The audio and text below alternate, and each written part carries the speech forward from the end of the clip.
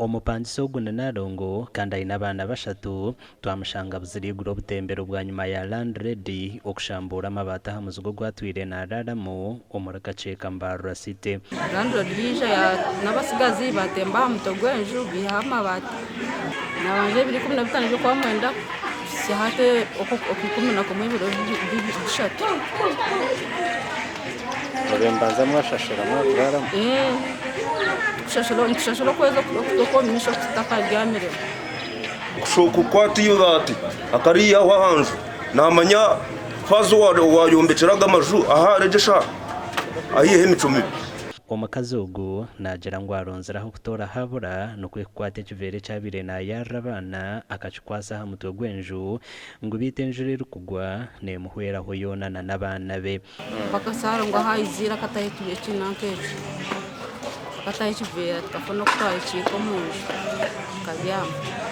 chairman wo tukuja ngo nabasa kutuyamba nicamba dekaceka tayine mugaso museruye akwa kabiri na yamba abantu nkabo narongo twamushangara umunatogoso omuceeri okugaburira abaana be bita abapangisa batahi beno bagira ngo batura mu naku aha bwa Landlady okubabonabonesa nayiza Landlady witu atusabe sente z'amashanyarazi akasasuro tumuhereze sente za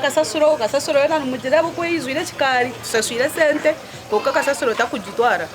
ensese irimo amashanyarazi nyo nindaha mu saha mukaga ngaruka kera sayishaka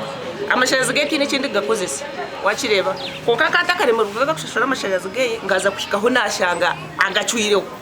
ngwe nintero muranga government nkitwa abantu ababurizo nana aha Landlady n'abapangisa etera hiteka republic abo kusanga wasanga umukazi nkogu ayina abana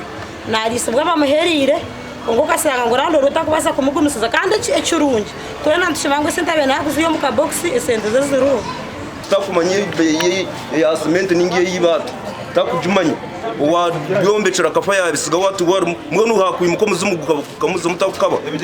twagezaho kugamba na Landlady orukugambwaho bitu esumuze ziri kumanywa zaba zitarukorabamo owakubasa kuba nayenda kuyamba omukazi oguna n'abaana be nabasa kurabira hasume ya 0784 9 3 08 aha bwa TV West and Elias Artugusa.